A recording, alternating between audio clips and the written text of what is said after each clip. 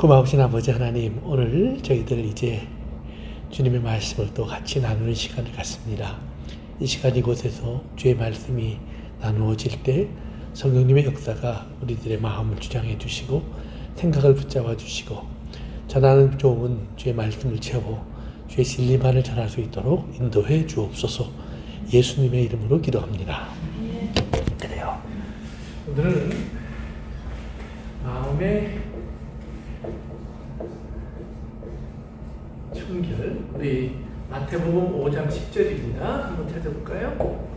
마태복음 5장 10절.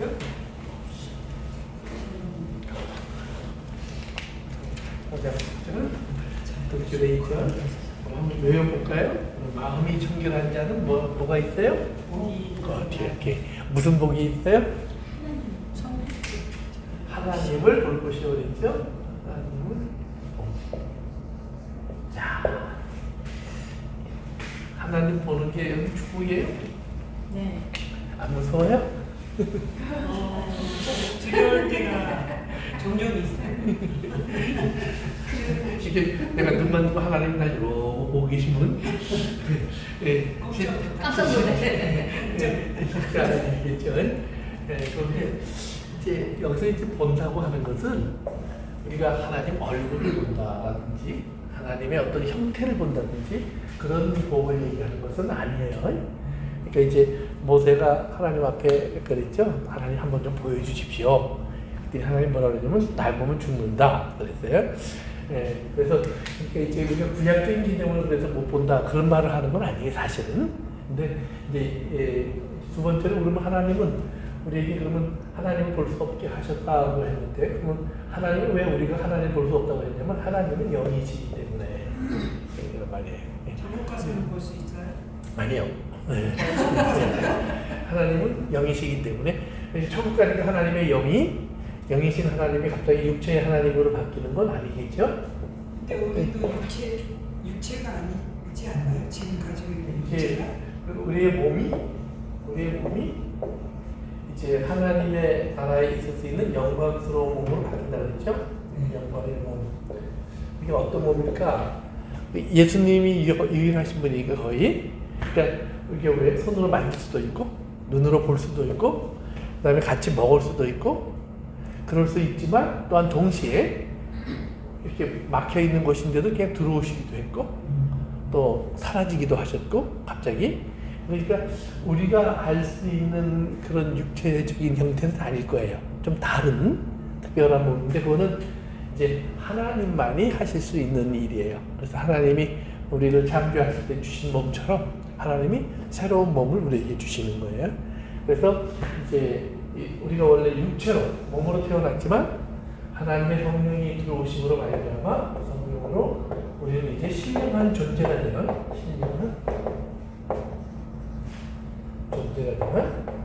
그래서 이제 성령이 우리 안에서 하시는 삶을 우리가 살아요. 그러니까 외모는 변하지 않는데 내적인 생명이 바뀌는 거죠. 그런데 이제 우리가 부활하면 우리의 몸도 이제는 신령한 몸으로 바뀌어요. 그러니까 여기서 이렇게 변화가 되는데 이 몸의 변화는 우리가 아직은 몰라요. 그렇지만 분명한 것은 볼 수 있고 알 수 있다. 두 번째는 그러니까 어떤 분들은 이게 다 똑같아지는 줄 아는데 그거 아니에요. 우리가 이제 요한계시록 공부할 때 봤지만 언어도 다른 모습이 있고 또 피부도 다른 모습이 있고 또 얼굴도 다른 모습이 있어요. 그러니까 각양각색의 사람들이 그대로 있어요. 그런데 이제 문제는 뭐냐면 우리가 땅에 있을 때의 기준은 뭐냐면 외모가 기준이에요. 근데 하나님 나라의 기준은 뭐예요? 영의 문제예요. 그러니까 우리 속 사람의 이야기예요. 그러니까 겉사람의 모습이 우리를 평가하지 않아요. 그러니까 이제 우리는 하나님 나라에 가면 우리 겉사람의 변화에 굉장히 관심을 가지고 있어요. 내가 몇 살쯤 나이로 변할까? 얼마나 이쁜 사람이 될까? 그다음에 또 이제 이 땅에 있으면서 장애나 아픔을 가지고 있던 사람들이 치료받은 모습은 어떤 모습일까? 이런 때 우리가 관심을 많이 가져요. 그런데 성경은 거기에 대해서 크게 얘기하지 않아요. 성경은 한 가지 분명하게 하는 것은 뭐냐면 신령한 몸은 하나님의 영광과 함께 있을 수 있는 몸이라는 것, 그리고 예수님과 같이 영생을 누릴 수 있는 몸이라는 것, 그렇게 강조를 하지 그 외모가 특별히 나아진다, 멋있어진다, 아름다워진다, 그거는 우리가 가지고 있는 세상적인 기준 때문에 그 말을 하는 거지 절대로 하나님 나라의 기준은 아니에요. 그러니까 하나님 나라에서 여러분이 똑같이 생기고 똑같은 모습을 가지고 있다고 할지라도 누구도 그것을 잘생겼다, 못생겼다, 왜 이렇게 생겼니, 저렇게 생겼니 그렇게 얘기하지 않는다는 말이에요. 그것은 기준이 완전히 바뀐 상태이기 때문에, 그래서 우리가 이제 그건 그렇게 생각하시면 되고, 어쨌든 간에 오늘 그쪽으로 가려고 했던 것이 아니니까 다시 이제 우리 돌아봅시다. 그래서 하나님을 본다는 말은 영이신 하나님을 우리가 그럼 어떻게 보느냐, 두 가지를 이제 성경은 얘기합니다. 하나는 본다라는 말은 안다라는 말이에요. 본다라는 말과 안다라는 말은 같은 뜻을 가지고 있어요. 우리가 하나님을 안다 그러죠. 그러면 하나님을 아는데 그 얼굴을 보고 아는 것이 있고 또 그의 다른 모습으로 하나님을 알기도 하죠. 우리 사람을 안다 그럴 때 그 사람 성격이 전입범 그러면 걔는 성격이 더러워. 근데 그렇게 우리가 얘기할 수 있잖아요. 그러니까 마찬가지로 하나님 그랬을 때 하나님의 성품이 있어요. 그렇죠? 그래서 하나님이 뭐냐면 나는 사랑이야. 우리 얘기. 하나님은 의로우셔. 하나님은 거룩하셔. 또 하나님은 완전하셔. 또 하나님 나는 자비와 긍휼이 풍성한 하나님이야. 이런 하나님의 얘기를 했어요. 그러니까 이 하나님을 우리가 본다는 거예요. 어떻게? 하나님을 보여주기 위해서 두 번째로 하나님이 주신 것이 뭐냐면 육체로 오신 예수예요. 육체로 오신 예수님. 그러니까 육체로 오신 예수님 통해서 우리는 이 하나님을 보는 거예요. 그러니까 사람들이 예수님에게 예수님의 제자들도 마찬가지예요. 하나님을 보여주시면 내가 믿겠습니다. 이런 말을 했어요. 그렇죠? 그런데 그때 그들이 생각한 하나님은 뭐냐면 어떤 육체를 가지고 있는지, 그리고 그 육체 속에서 그 하나님의 모습은 얼마나 멋지고 그리고 화려하고 무섭기도 하고 또는 이제 영광스럽기도 한 그 외모가 어떤 것인지 거기에 관심이 있는 거예요. 두 번째는 그 하나님이 그러면 그런 하나님이기 때문에 하셔야 될 하나님의 일이, 우리가 생각하는 하나님의 일이 있어요. 그래서 그 하나님의 일을 기대하기 때문에 그 하나님을 보여달라고 하는 거예요. 근데 예수님 뭐라면 아니야, 너희들이 볼 수 있는 하나님은 나야. 그렇잖아요. 나를 본 자는 하나님을 봤어. 그 말이에요. 왜냐하면 하나님이 우리에게 하나님을 보여주시려고 했던 이런 모든 모습은 예수 그리스도 안에 있어요. 그러면 예수 그리스도 안에 있는데 예수님을 통해서 그러면 하나님 보여주실 때 그럼 예수님의 외모 때문이냐? 그것도 또 아니에요. 예수님의 석사람.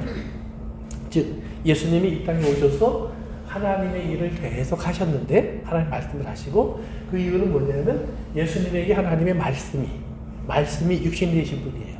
그러니까 말씀이 육신이 됐다는 말은 뭐냐면 그 다른 말로 행실이, 너희 행실을 보고 이런 말씀이 굉장히 자주 나오는데 행실을 얘기해요. 즉 예수님이 오셔서 하신 행위라는 말씀과 행동이에요. 말씀과 또는 일, 사역. 예수님이 하신 일이에요. 그러니까 예수님의 말씀과 예수님이 하신 일 속에서 우리는 뭐예요? 이 하나님을 본다는 거예요. 그러니까 예수님이 예수님 말씀하신 것처럼 내가 어디 출신인지 너희가 알아. 내 아버지가 누군지도 너희가 알아. 내 고향이 어딘지도 알아. 내 형제들이 누군지도 알아. 근데 맞아, 틀린 거 아니야. 그러나 너희들이 모르는 게 있어. 너희들은 내가 거기서부터 온 육체적인 것만 맞지만 나를 보내신 분이 있어. 그리고 나는 그 일을 하기 위해서 온 거야. 마리아, 요셉, 내가 그들을 자녀로 온 것은 맞지만 나는 그들의 자녀로 제한되어 있는 사람이 아니야. 하나님이 나를 보내신 거야. 이렇게 얘기하는 거예요. 그러니까 우리가 예수 그리스도를 믿으면서 그래서 이제 예수님이 너희가 물과 성령으로 거듭나지 않으면 하나님 나라를 볼 수 없다 그랬어요.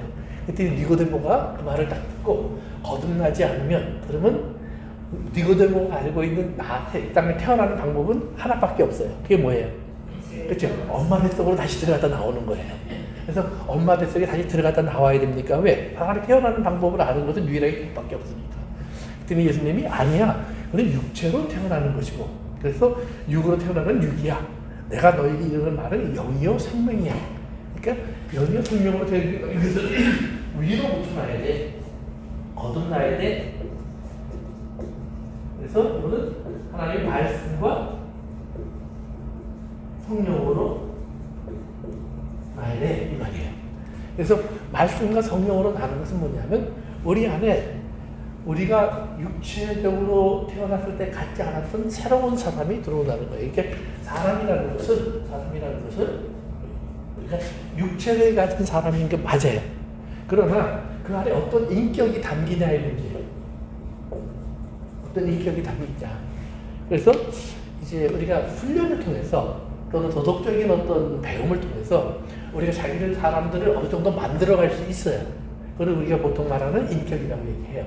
그러나 하나님이 말하는 인격은 뭐냐면 하나님이 주시는 인격을 말해요. 그래서 하나님이 주시는 인격은 어떤 것이냐? 그것은 하나님을 닮은 인격이에요. 그러니까 그 하나님을 닮은 인격이 예수 그리스도 안에서 이 땅에 예수님의 사역을 통해 나타났을 때 그것이 뭐냐 하면 겉에 형태는 우리가 그릴 수 없지만 하나님은 저런 일을 하시는 분이구나. 하나님은 저런 말씀을 하시는구나. 하나님의 생각은 저런 것이고 하나님의 뜻은 이런 것이고 하나님의 목적은 무엇이고 그래서 하나님의 사랑은 어떤 모양이구나. 하나님의 참으심은 어떤 참으심이구나. 이런 것들이 예수님 통해서 다 나타났다는 말이에요. 그래서 우리는 예수님을 본 자는 예수님이죠. 너희는 아버지를 보았어. 나를 본 자는 하나님을 본 거예요. 그러니까 나를 보지 않은 사람들은 하나님을 몰라요. 나를 본 자는 분명히 하나님을 알아. 이제 이 얘기하는 거예요. 그래서 우리가 하나님을 본다고 하는 것은 이따가 이제 우리 설교 시간에 좀 더 자세하게 증인에 대한 얘기를 할 텐데 그런 것을 얘기해요. 그래서 예수님이 이 땅에 하나님을 보여준 사람이에요. 그러니까 성경에서 말하는 증인, 너희는 내 증인이 되리라 그랬죠? 증인이라는 말은 나를 보여주는 사람이에요. 예수님을 보여주는 사람. 우리가 나를 보여주는 게 아니에요. 예수님을 보여주는 사람을 증인이라고 그래요. 그래서 그러면 어떤 사람이 이런 하나님을 볼 수 있느냐? 이 마음이 뭐 해야 돼요? 청결해야 돼요. 그러면 우리 야고보서 한번 가볼까요? 야고보서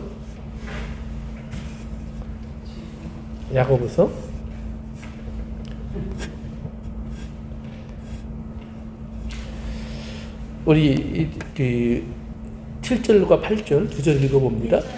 1장 7절과 8절 다 같이 한번 읽어볼까요? 시작. 이런 사람은 무엇이든지 주께 얻기를 생각하지 말라. 두 마음을 품어 모든 일에 정함이 없는 자로다. 아멘. 두 마음을 품지 말라라는 얘기를 하죠. 우리 4장으로 갑시다. 야고보서 4장 우리 1절 한번 읽어볼까요? 4장 1절 시작. 너희 중에 싸움이 어디서 다툼이 어디서 솟아나느냐. 너희 지체 중에서 싸우는 정력으로 계속해서 3절까지 너희가 욕심을 내어도 얻지 못하여 사랑하며 쉽게 하여도 능히 취하지 못하노니 다투고 싸우며 살아간다. 너희가 얻지 못하면 버리지 아니하기 때문이요 구하여도 받지 못하면 정력으로 쓰려고 잘못 버리니라. 준비를 하면 두 마음을 품지 말라고 했어요. 두 마음. 그러니까 청결한 마음이라는 말은 한 마음이 하나밖에 없는 마음이에요. 그러니까 이제 우리가 금을 얘기할 때 이게 합금인지 순금인지 이렇게 얘기하죠. 그래서 제일 좋은 금은 몇 금이에요? 99.99%니까 이게 순금 그러면서 뭐라 그래요? 24금, 그렇죠? 예. 퍼센테이지 따져서 100%라는 거 아니에요? 근데 100%가 나올 수가 없으니까 99.99 이렇게 붙여놓죠. 그런데 이제 우리가 18금 그러면 뭐예요? 구리가 섞이기 시작하는 거예요. 그렇죠? 그러니까 좋은 금은 사실은 24금짜리 그 금이에요. 그런데 그거는 너무 이렇게 부드러우니까 거기다 구리를 좀 섞어서 안주나 이렇게 목걸이 같은 걸 만들 때 이제 24금보다 18금을 많이 쓰는데 그래서 비싼 건 24금 더 비싼 거예요. 어쨌든 간에 네. 그런데 그런 거예요. 그러니까 순전한 금, 순전히 금만 있는 것 그처럼 청결한 마음은 순전히 한 마음만 있는 거예요. 근데 한 마음만 있는데 도둑놈 마음만 있어요. 이건 청결한 게 아니에요. 한 마음만 있는데 육체의 마음만 있어요. 이것도 청결한 게 아니에요. 이건 더러운 마음이라고 해요. 로마서 1장에 더러운 마음, 욕심에 버려둔 상태. 이제 그걸 더러운 마음이라고 해요. 이제 그건 그 더러운 마음이고 깨끗한 마음은 깨끗한 건 기본적으로 하나님으로부터. 그렇죠? 그러니까 하나님의 마음, 예수님의 마음을 우리가 순수하게 갖고 있으면 이것은 청결한 마음이에요. 그런데 이 청결한 마음이 이제 문제는 뭐냐면 항상 이 청결한 마음만 갖고 있으면 좋은데 예수를 믿고 난 다음에 우리는 계속해서 두 마음의 문제가 생겨요. 그래서 정욕과 하나님의 마음 이 두 가지가 우리 안에서 자주 충돌하고 문제를 일으켜서 우리는 두 마음을 가진 사람으로 자꾸 행동을 해요. 그래서 우리가 이 기도할 때도 보면 이제 야고보서 1장부터 이제 기도의 문제를 계속 얘기하는데 두 마음을 가진 기도예요. 즉 정욕을 다는 기도, 정욕을 추구하는 기도를 하지 마라 이 말이에요. 예를 들면 이런 거예요. 자, 여러분 어려운 일이 생겼어요. 자, 그러면 우리 하나님께 기도할 때 제일 먼저 어떻게 기도할까요? 어려움을 해결했다. 구원해달라고, 해결해달라고. 자, 그런데 성경에 예수님이 뭐라고 그러냐면 왜냐면 반드시 고난을, 박해를 받는다 그랬죠. 그러면 고난을 예수님은 반드시 받아야 된다고 그랬는데 우리가 고난만 오면 이걸 피하게 해달라고 그러고 빠져나가게 해달라고 그러고 없애달라고 기도하면 하나님이 괴로울까요? 안 괴로울까요? 네. 그래도 해야 돼요. 하나님은 전혀 괴롭지 않아요. 사실은 왜? 네. 하나님이니까. 그러나 또한 동시에 아버지로서 하나님은 굉장히 괴로워요. 아버지로서 하나님 왜 괴로울까요? 해야 되는데 안 해. 그렇지. 아버지로서 하나님은 지금 우리가 해야 할 일 중에 그것이 포함되어 있다는 말이에요. 그러니까 우리가 고난이나 어려움이나 어떤 아픔이 오면 우리가 먼저 기도하는 것은 이것을 해결하려면 물론 기도할 수 있어요. 그러나 우리는 바로 우리가 진정한 기도는 뭐예요? 하나님 이 고난을 제가 겪어야 할 고난, 그 다음에 당해야 할 고난 일진데 내가 감당할 수 있는 힘을 구하시는 거예요. 견디어낼 수 있는 능력을 구하시는 거예요. 그리고 이 안에서 하나님께서 나에게 말씀하고 계시는 뜻을 깨달을 수 있는 지혜를 구하는 거예요. 그러니까 어떤 문제가 있을 때 문제의 해결을 하나님께 우리는 자꾸 구하는데 하나님은 그 문제의 해결을 주시려고 하는 분이 아니라는 말이에요. 많은 경우가 그래요. 그러니까 우리가 실제로 살아보면 그러시잖아요.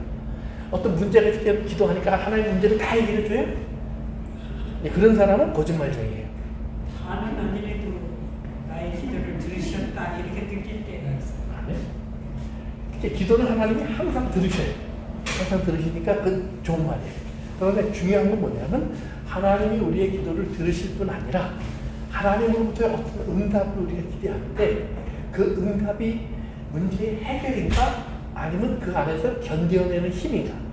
그리고 견뎌내는 힘일 뿐 아니라 그 안에서 하나님이 나에게 무언가를 깨닫게 하시고 알게 하시고 나를 온전케 하시고 성숙하게 해 가시려고 하는 하나님의 뜻이 있는가 그것을 찾아서 알아야 된다는 말이에요. 그러니까 우리가 욥기를 제가 자주 얘기하는데 욥이 그 시험부터 욥의 답을 어떻게 하게 과정을 쭉 보면 뭐예요? 욥이 우리가 하던 말을 다 했어요. 우리가 생각하는 모든 걸 다 말했어요. 그리고 욥의 주변의 사람들이 와서 욥에게 이야기한 걸 보면 내가 어려움을 당한 사람한테 하는 얘기를 다 했어요. 그러니까 내가 만약에 내 친구가 어려움을 당할 때 내가 충고해줄 말도 다 했고 그리고 또 당하는 사람으로서 때로는 억울하고 때로는 답답해서 하고 싶은 말도 다 했는데 나중에 하나님이 하시는 말씀 딱 듣고 나니까 이만한 사람도 할 말이 없고 욥도 할 말이 없고 다 할 말이 없어졌어요. 왜? 그런 일이 있어도 내가 할 말이 없는 거고 없어도 내가 잘난 게 아니라는 걸 깨달은 거예요. 그러니까 그 안에서 그들이 깨달은 궁극적인 게 뭐냐면 하나님이 하시는 일에 대해서 내가 잘됐다, 맞다, 틀리다 할 자격이 나는 없구나 이걸 깨달은 거예요. 왜? 그게 하나님이시니까. 그리고 사실은 내가 지금까지 누리고 갖고 내가 당연하다고 생각했던 많은 것들이 내가 잘나서가 아니구나 이 말이에요. 내 열심 때문에 내가 아니구나. 그러니까 제가 이제 이렇게 보면 사람이 태어나서 어떤 사람은 성공을 하고 어떤 사람은 실패를 하는데 살다 보면 성공한 사람하고 실패한 사람을 쭉 따라가보면 성공한 사람은 부지런히 일했고 실패한 사람은 맨날 배짱이처럼 살아서 실패하는 게 아니라는 말이에요. 어쩌면 실패한 사람 중에는 성공한 사람보다 더 열심히 일하는 사람도 굉장히 많을 수 있어요. 그런데 누구는 성공하고 누구는 실패했단 말이에요. 그러면 그건 왜? 그 사람의 능력이 문제가 아니에요. 무언가 다른 요소들이 그걸 만들어냈다는 말이에요. 그러면 그 다른 요소 속에는 우리가 믿음의 사람들이 고백하는 게 뭐냐면 하나님의 뜻이 있어요. 그러면 실패도 하나님의 뜻이, 성공도 하나님의 뜻이에요. 그러면 둘 다 하나님의 뜻 가운데 있는 거예요. 그런데 우리는 종종 성공한 사람은 하나님의 복을 받았습니다 이렇게 얘기하고, 실패한 사람은 뭐예요? 하나님 날 싫어하나 봐. 나는 하나님의 미운 자식인가 봐. 이렇게 생각하기가 십상이단 말이에요. 그런데 실제로 하나님께서 칭찬하고 하나님이 잘했다고 말한 사람은 고난받는 사람 속에 있어요? 부자 속에 있어요? 고난받는 사람 속에 있었다는 말이에요. 그것이 하나님의 말씀이에요. 그럼 보세요. 자, 다윗 같은 사람을 봐도요. 다윗이 막 쫓겨다니고 어려울 때는 그는 하나님을 잘 안 떠났어요. 그렇죠? 항상 하나님께 기도하고 하나님을 찾고. 근데 왕이 되면서부터 모든 문제가 시작되죠. 왕이 이게 그러니까 하나님이 내 나를 드디어 축복하셨구나. 딱 그 순간부터 죄가 줄줄이 이어져 가기 시작한다 이 말이에요. 그러면 그때 하나님이 다윗을 버리신 시간이냐? 그건 아니에요. 그런데 그걸 통해서 하나님 보여주는 게 뭐예요? 니네들 뭐 돈 벌고 부자 되면 잘같지 아니야. 죄가 줄줄이 따라다녀. 그러니까 니네들 광야에 있을 때 죄 안 짓고 잘했지? 그거 네가 잘난 게 아니야. 없어서 잘한 거지. 없으니까 매달린 거지. 그러니까 우리가 급하면 막기도 더 많이 하잖아요. 더 감정이고 하잖아요. 그러니까 그래서 한 거지. 너희들이 왜 그런 놈 아니야 이 말이에요. 그러니까 이 사람도 저 사람도 사실은 같은 사람이에요. 같은 사람. 그러니까 하나님 거기서 이제 우리가 말씀하시는 게 뭐냐면, 그러니까 우리가 뭐예요? 가졌다고 교만하지 말고 실패했다고 낙담할 것도 아니라는 말이에요. 중요한 것은 그 안에서 내가 하나님의 손에 붙잡혀 있느냐라는 사실이에요. 그러니까 예수님이 십자가에서 가기 직전에 하나님 나 이거 안 하면 안 돼요. 그 말은 뭐냐면 하나님이 나를 버리시는 순간이구나 이게 아니에요. 하나님 뜻이지만 내가 감당하기 참 힘들겠구나 이 말이에요. 육체를 가진 사람으로서 견디는 것은 쉬운 일은 아니겠구나. 그건 틀림없는 사실이니까. 그런데도 주님이 뭐라고 그래요? 그러나 하나님의 뜻은 이루어져야지. 하나님의 뜻은 이루어져야지. 재미있는 거는 하나님 뜻이 이루어지는데 가룟 유다에게는 하나님 뜻이 이루어졌을까요? 안 이루어졌을까요? 글쎄, 지금 목사님 말씀하신 걸로 하나님 뜻이 이루어진다. 이루어진 것 같아요. 그렇죠. 이루어졌죠. 왜? 예수님 그랬잖아요. 너 그렇게 태어난 거야. 넌 그런 일 하는 사람이 된 거야. 맡은 임무를 다 했잖아요. 네, 그 일 다 했어. 그러나 뭐 죄인으로서 그 일을 했어. 그러니까 로마서 11장에서 보면 바울이 모세와 바로를 비교해요. 근데 모세를 비교하면서 모세는 긍휼의 그릇으로, 똑같은 사람인데 긍휼의 그릇으로 하나님의 영광을 드러냈어요. 근데 바로는 악한 자가 되어서 하나님의 큰 영광을 드러냈어요. 왜? 바로가 모세 얘기를 듣고 그래 네 마음대로 해 이랬으면 10가지 죄악이 일어나요 안 일어나요? 아니는 홍해 바다가 갈라졌을까요 안 갈라졌을까요? 안 갈라지죠. 그런 일이 없죠. 그런데 바로가 뭐 때문에 하나님의 뜻을 거역해서 결국은 그 모든 일이 일어났으니까 하나님이 너도 쓰임 받은 거야 이 말이에요. 너도 쓰임 받은 거야. 근데 그 사람들은 천국에 갔을까요? 안 갔을까요? 안 갔겠죠. 하나님 뜻인데? 네. 죄인으로서 그러니까 하나님이 이거 우리가 거기서 이제 숙제가 이거예요. 그러면 하나님이 원래 바로를 그런 놈으로 만들었을까 말이에요. 가룟 유다를 원래 그런 놈으로 만들었을까? 거기에는 하나님 반드시 우리에게 도덕적인 선택권을 줘요. 성경을 보시면 가룟 유다에게 하나님이 예수님이 뭐라고 그래요? 몇 번의 선택권을 줘요. 특별히 저가 최후의 만찬 예수님과 함께 먹는 자리에서도 가룟 유다는 예수님에게 특별한 1대1의 티칭을 받기 시작해요. 이 중에서 지금 나랑 같이 여기 빵 먹으려는 사람은 그 사람이야. 내가 이거 찍어서 주는 사람은 그 사람이야. 예수님 계속 가르쳐줘요. 그런데 가룟 유다는 자기의 선택을 바꾸지 않아요. 그래서 예수님을 파는 데까지 성공해요. 그러면 팔고 나서 가룟 유다에게 기회가 없었는 게 아니에요. 있었죠. 간호사 보니까 예수님이 죄인이 되셔요. 십자가에 못 박혀 죽을 수밖에 없는 판결로 끌려가고 있어요. 그러니까 아 이건 아닌데? 이건 아니잖아. 그리고 누구 찾아가요? 이스라엘 제사장들 찾아가잖아요. 예수님이 진짜 끌려가서 죽을 줄 알았으면 내가 30냥만 받았겠냐? 3만 냥을 받았겠지. 이렇게 얘기했어요? 아니죠? 그건 옳지 않아. 그리고 돌려줬잖아요. 이 사람들이 안 받으니까 성전에 던져버리잖아요. 그 말은 뭐예요? 성전이 더러워졌다는 얘기죠. 그리고 가룟유다는 바깥으로 나가서 스스로 자살을 해요. 왜? 그건 돌아갈 하나님을 알지 못해요. 돌아갈 하나님. 그러니까 예수님을 죽인 사람이 천국에 가야 못 가요? 가지요. 예수님 죽이는 건 죄가 아니에요. 그러니까 천국에 못 가는 죄가 아니라는 말이에요. 잘못하면 큰일 나요. 천국에 못 가는 죄가 아니라는 말이에요. 네. 네. 그러나 중요한 건 뭐예요? 예수님을 죽였어도 회개하고 돌아오면 돼요. 회개하고 돌아오면 돼요. 그런데 우리는 도덕적인 선택을 안 해요. 회개하고. 그러니까 예수님께서 하나님께서 우리 주신 이 예정을 우리가 잘못 알면 하나님 다 이거들 뭐 지옥 가는 사람도 하나님 책임이고 천국 가는 사람도 하나님이 알아서 할 거고 틀린 말은 아니에요. 어떻게 보면 극단적으로 보면. 그러나 하나님이 실제로 보면 하나님은 수없이 많은 곳에서 너희가 이렇게 해야 돼, 네가 이렇게 해야 돼, 네가 이렇게 해야 돼. 그리고 그 조건을 줄 때 예수님의 조건과 빌라도의 조건 중에 누가 더 좋은 조건을 가졌어요? 빌라도가 더 좋은 조건을 가졌죠. 왜?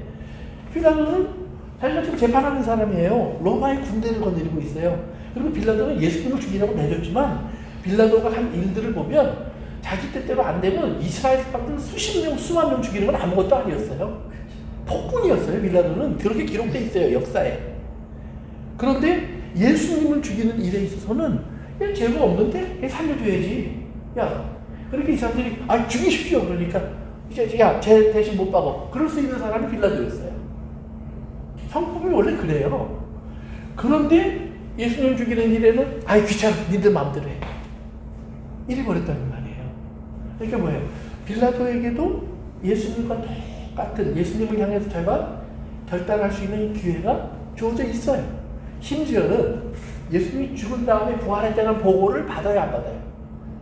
받죠. 로마 군병 그 백부장한테 그 무덤 지키는 사람들을 보고했잖아요.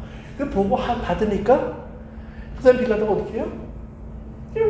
니들이 알아서 해결해. 난 더 이상 몰라. 니들이 죽여달라는 대로 죽여줬잖아. 그럼 끝. 난 그냥 끝이야. 그럼 그 다음에 얼마든지 빌라도는 복음에 대한 이야기를 들을 수 있었어요. 예루살렘 성에서 일어났던 여러 가지 일들이 있으니까. 그러나 그는 여전히 회개하지 않아요. 그러니까 빌라도가 지옥에 갔다면 그가 돌이키지 않음이에요. 그러니까 하나님이 원래 그렇게 만들어서 회개 못한 거 아니에요? 아니에요.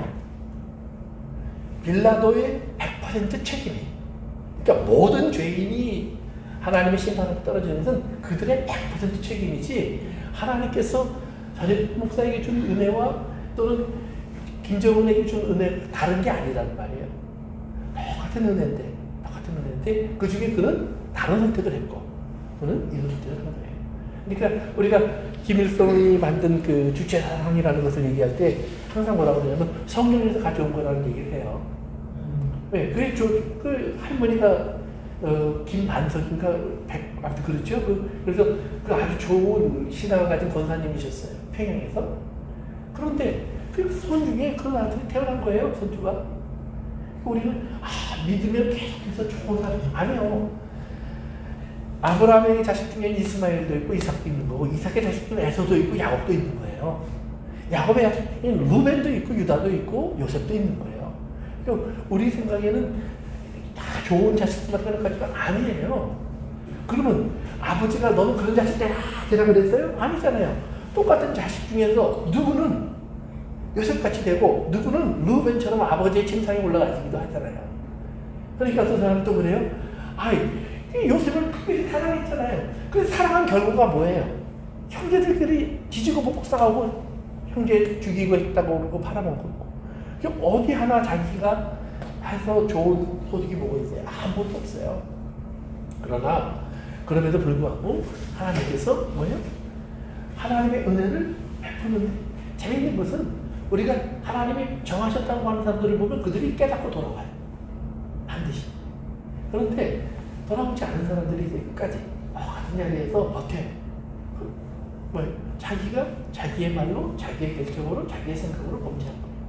하나님 아셨을까? 하나님은 알겠죠. 하나님은 아시겠죠. 아시겠죠.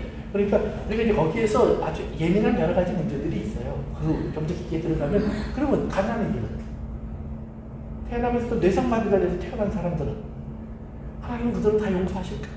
예, 어떤 신학자들은 다 용서하셨을 거라고 해요. 어떤 신학자들은 아니다고 얘기를 해요. 그러면 저리고 목사한테 물어보면 난 모른다고 대답해요. 모르니까. 그게 제가 알고 있는 최선이에요. 그러나 중요한 것은 여러분은 어떤 결정을 해야 되냐는 거예요. 지금 이 말을 듣는 나는 무슨 결정을 해야 되냐는 얘기예요. 그러니까 지금 우리는 남 걱정을 많이 하고 다른 사람 걱정을 많이 하는데 그건 하나님께서 그 사람과 만나서 하실 거예요. 그거는. 맞아요. 그 사람과 만났을 때 그리고 하나님이 적어도 하나님 이런 틀렸는데요. 이 소리 안 들으신다고 했어요. 성경은 분명히 얘기해요. 그러니까 이순신 장군이 천국 갔을까 걱정하지 마시라니까요. 세종대왕이 지옥 갔을까 천국 갔을까 고민하지 마시라니까. 하나님께서 하신 고민을 왜 여러분이 가져와서 하시냐. 지금 중요한 건 뭐예요? 우리에게는 확실하게 결정할 수 있는 기회를 주셨잖아요. 그러니까 우리가 결정하는 건데 그래서 어쨌든 간에 다시 두 마음으로 가세요.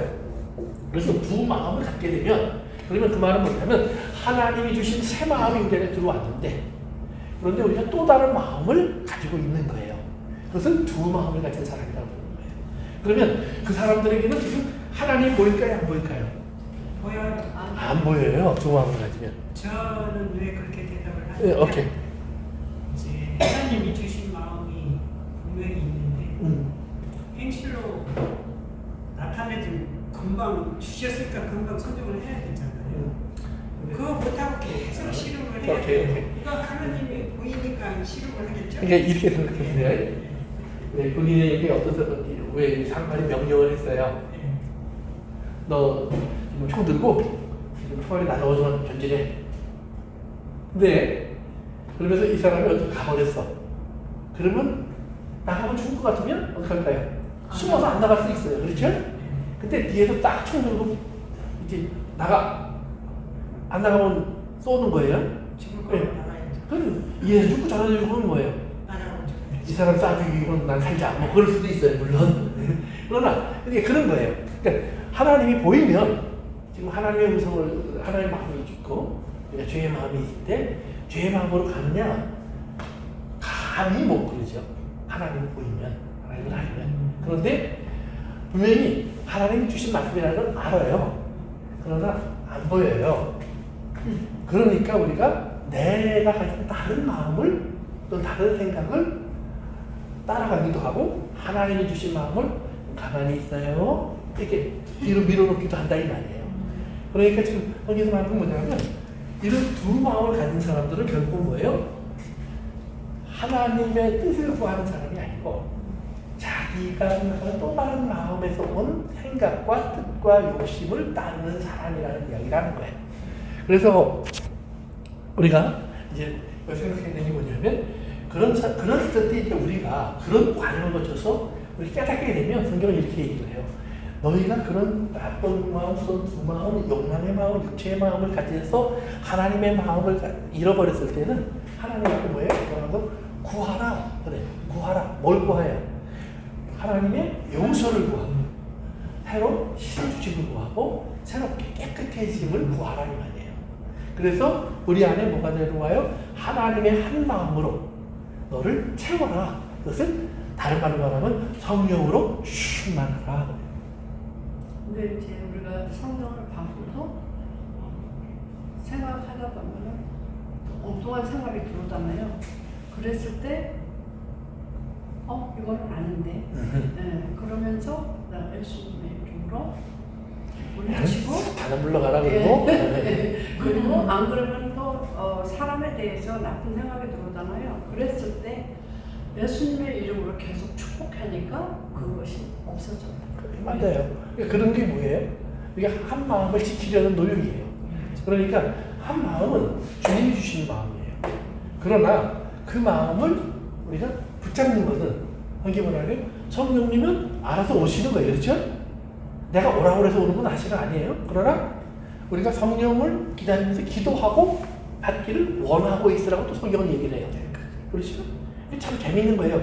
하나님이 알아서 하시면서 우리한테 또 달라고 하라고 해요. 그런데 예수님이 이런 말씀도 하죠. 내가 왔을 때 믿는 사람을 보겠느냐 그래요. 거기에서 하나님의 약속의 말씀을 붙잡고 기다리는 사람이 거의 없다는 말이에요. 드물다는 말이에요.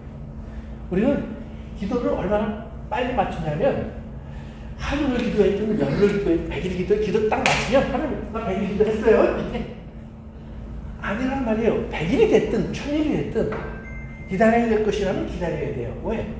하나님은 심지어는 예수님을 보내시기 위해서 얼마를 기다렸어요? 아담 이후에 성경에 나오는 우리가 나이를 다 합쳐보니까 4,000년이 흘렀다고 그러는데 4,000년을 기다리는 거예요. 왜? 그때가 딱 정확한 시간이니까. 그때가 딱 맞는 시간이니까. 그 전에 오면 안 돼요. 아브라함에게 하나님 약속했지만 그때 오면 안 되는 거예요. 다윗에게 얘기했지만 그때 오면 안 된다는 말이에요. 예수님이 오셨던 바로 그 시간, 그때가 정확한 때라는 말이에요. 그 전에 왔을 때는 지금 같은 기독교 만들어지지 없다는 거예요. 그러니까 하나님이 아시는 거예요. 우리 생각에는 뭘 하나님이 복잡하게 하시니 그때 다 해버리시면 되지. 그때 다 해버리셨으면 여러분이 있을까요? 없을까요? 예, 안 계십니다. 아쉽게도 저도 없습니다. 그러니까 하나님이 오래 참아주신 게 행복이에요? 불행이에요? 우리 중심으로 생각하면 행복한 거예요. 그러니까 어떤 사람은 해요. 차라리 안 태어났으면 내가 이런 꼴을 안 보고 살지 않겠습니까? 아니요. 여러분 천국 가면은 금방 그 말을 후회할 거예요. 내가 이 천국을 놔두고 그때 그 말을 한 것을 얼마나 내가 잘못한 말인지 그때 가서 후회하실 거라요. 그러니까 우리가 하나님 주시는 청결한 마음, 원래 하나님이 나에게 거듭나게 하시면서 내 안에 주신 마음.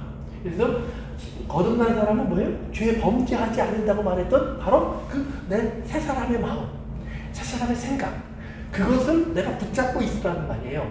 그런데 내가 붙잡지 못하죠. 성령님이 와서 붙잡아 주시는 거예요. 그래서 성령님이 와서 그 마음을 붙잡아 주는 사람은 복이 있다 이 말이에요. 근데 성령님이 와서 그 마음을 붙잡아 주기 위해서는 그러면 어떻게 해야 되느냐? 예, 성령 충만을 기도하셔야죠. 성령 충만. 그러니까 성령 충만해서 내가 야야야 하고 일어나 뭐 이러는 거 아니라 이거. 성령 충만하면 한 생각을 갖게 돼요. 한 생각. 어떤 생각? 하나님의 생각. 그게 하나님을 보는 사람들의 마음. 그러니까 하나님이 똑 빠지는 거예요. 그러니까 우리가 그런 말 하잖아요. 첫눈에 뭐예요? 뿅 갔어요. fall in love. 그렇잖아요. 그냥 crushed. 이렇게 미국 사람들 그런 표현을 쓰잖아요. 그러니까 거기에 딱 빠지고 나면 다른 사람이 보여요? 안 보여요? 안 보여요. 거기만 따라다니는 거예요. 그러니까 하나님과의 관계 속에서 그것이 딱 집중이 되기 시작하는 사람을 충만한 사람이라고 그래요. 그래서 성령에 충만한 사람을 다른 말은 말씀에 충만한 사람, 믿음에 충만한 사람, 다 똑같은 표현을 써요. 그리고 청결한 마음을 가지고 있는 사람, 순전한 마음을 가지고 있는 사람, 그것을 온전한 사람, 거룩한 사람이라고 표현을 하기도 해요. 그러니까 우리가 청결한 마음을 내가 어떻게 하니까 매일 닦으셔야 돼요. 그래서 예수님이 청결한 마음을 뭐라고 하면 하나님이 이렇게 다듬어준 사람이라고 얘기해요. 그렇죠? 하나님이 예수님 포도나무 우리 15장에서 공부했죠. 요한복음 15장에서 나는 포도나무에 너희는 가지니 그 다음에 아버지는 농부니 농부가 아버지가 맨날 가위를 끓이시단 말이에요. 그런데 끊어버리는 것은 뭐예요? 그건 말씀 안에 거하지 않으면 저절로 떨어져 버려요. 말라서 일부러 끊어내지 않아도 돼요. 그런데 붙어있는 가지는 맨날 가위질 하신다는 말이에요. 더 많은 열매를 맺으라고. 그러니까 가위질 할 때 아플까요? 안 아플까요? 아파요. 그걸 잘라낼 때 아이고 그거 왜 호수를 꺾어내실까? 왜 호수 따버리실까? 왜 옆까지 호수 열매를 다닐 텐데 우리는 그런 생각하는데 잘라내신다는 말이에요. 그래서 한 가지만 남겨놔요. 열매를 많이 튼실한 걸 맺으라고. 그러니까 하나님께서 우리를 계속 다듬어 가시는 거예요. 그러면 다듬어 가시는 과정은 무엇을 통해서 하실까? 고난을 통해서 하세요. 연단을 통해서 하세요. 여러분의 삶 속에 여러분이 만나는 여러 가지 조건들. 그러면 하나님이 그걸 다 만들었구나. 그렇게 생각하지 마시라는 말이에요. 우리가 선택하고 가던 길을 갔다 보면 우리는 그런 분들을 자꾸 만나는데 그 만남 속에서 어떤 것을 읽냐면 하나님 말씀 속에서 내가 살아가려고 애쓰면서 만나는 일들이 생기기 시작해요. 그래서 그 말씀 속에서 이루고 가는 일들 속에서 뭐예요? 우리에게 일어나는 일들이에요. 또 물론 내가 다른 길로 갔을 때 또 일어나는 일들이 있어요. 그럼 어떤 사람들이요? 말씀으로 갈 때 일어나는 일들은 고단이라고 하는데 하나님 말씀을 떠나서 갈 때 만나는 건 뭡니까? 그건 채찍이라고 해요. 징계라고 해요. 하나님께서 사랑하는 아들을 뭐라고 그래요? 때린다고 해요. 근데 때린다는 말은 우리나라 표현이고 원래 원어를 보면 파이디온이라는 말이에요. 이게 뭐냐면 자식 만들기예요. 자식 만들기. 걔가 내 자식이야. 어린 자식이야. 그 어린 아이, 그 말이 파이디온이라는 말이에요. 근데 그 말이 동사가 되면 채찍으로 때려서 징계를 통해서 자식다웠게 만든다. 이런 표현으로 사용을 해요. 그러니까 자식으로 그 아이를 키워내는 과정을 그것을 하나님이 우리를 징계한다 이렇게 표현을 하는 거예요. 그러니까 어떨 때 보면 그렇죠. 아이들 중에도 때리면 나 집 나갈 거야. 있어요 없어요? 네, 저도 있었어요. 나도 그래서. 그런데 나중에 보니까 나간다고 했을 때 내가 느끼는 배짱은 뭐냐면 내가 나간다 그래 봐. 그러면 엄마가 잡을 거야. 나 붙잡지. 내가 집 나가보니까 문 열어놓고 기다리시더라고. 그게 뭐 아니에요? 그러니까 그거 믿으니까 뻗대는 거예요. 그러니까 탕자는 그래서 나갔다가 돌아오는 거고 이 탕자가 못된 그 큰아들은 자기 뻗대 보다가 결국은 결정이 뭐냐면 이 영감 언제 죽나 우리 아버지 언제 죽나 이 생각만 하고 있는 거예요. 그러니까 형은 뭐예요? 아버지 밑에 있었지만 오히려 불행한 자가 되고 집을 나갔던 창자는 오히려 복된 자가 되잖아요. 그러니까 우리가 하나님이 이쪽으로 가도 하나님의 뜻이고요. 저쪽으로 가도 하나님의 뜻이 나를 기다리고 있어요. 왜? 사랑하기 때문에. 그래서 청결한 자는 그런 하나님을 깨닫고 그래서 자꾸 하나님이 보이는 사람이에요. 그래서 내 복은 청결한 사람의 복은 뭐냐면 뭐 부자 되고 자산 그냥 하나님이 자꾸 보이는 사람이에요. 자꾸. 그러니까 하나님이 자꾸 보이는 사람. 아까 이제 우리 지난번에 얘기하신 것처럼 내 안에 두 마음이 있는데 내가 이리로 가다 보면 자꾸 하나님이 걸린다. 하나님이 자꾸 등장하기 시작하는 사람이에요. 그럼 나는 안 보이지만 하나님 말씀이 잘 따라와요. 좋은 그 비유가 있죠. 아버지 두 아들이 있는데 포도원에 가서 내일 일 좀 해야지. 그랬더니 하나들이 그러고 그 다음날 안 나타나요. 근데 하나들은 아니요. 아이가 내일 어디 가야 돼요. 그러면 가다가 돌아와요. 그 앞에서 그런 큰아들도 어떤 면에서 보면 내가 뭐 할 수 없지 뭐 아버지 가라고 해야지. 그래놓고 그 다음날 보니까 안 가도 될 것 같아. 딴 길로 빠진 거예요. 그러나 또 딴 길로 가던 아들은 가다 보니까 또 아버지가 생각이 났어. 그러니까 다시 돌아온 거예요. 그러니까 우리 삶 속에 그렇게라도 아버지가 보이는 사람은 청결한 사람이에요. 그렇게라도. 왜? 돌아오게 하니까. 그런데 아버지가 아무리 보여도 아버지를 무시할 수 있어. 내 길로 갈 수 있는 사람이 생겨요. 그런 거는 뭐라고 그러냐면 돌로 때려 죽여야 될 자식이라고 성경은 표현해요. 때려 죽여야 돼. 그러니까 우리가 정말 하나님 안에서 청결한 마음은 뭐냐? 스스로 갖는 마음은 아니에요. 하나님이 깨끗게 하신 마음이에요. 그래서 다윗이 얘기하는 것처럼 시편 51편 정결한 마음을 주시옵소서. 그리고 거룩한 영 성령을 거두지 말아 주시옵소서. 나를 다시 돌아오게 하여 주시옵소서. 이게 이제 청결한 마음을 갖는 사람의 모습이에요. 그리고 우리가 우리 죄를 고백하면 성경은 뭐예요? 깨끗게 하신다고 그래요. 그래서 예수님이 뭐라고 그래요? 이미 목욕한 자는 깨끗게 된 자는 뭐예요? 발만 씻으면 돼. 내가 매일 청결하게 해줄 거야. 그 은혜를 믿고 여러분들이 하나님 안에 거하시는 그 삶을 살아가시길 축원합니다. 기도하겠습니다. 고마우신 아버지 하나님, 오늘도 저희들에게 허락하신 이 시간을 감사하고 우리가 듣고 나누게 되는 이 말씀을 감사합니다. 이제 우리 모두 우리가 주님을 볼 줄 아는, 주님이 보이는 눈을 뜨고 귀가 열리고 마음이 열린 사람이 되게 하여 주옵소서. 예수님의 이름으로 기도합니다.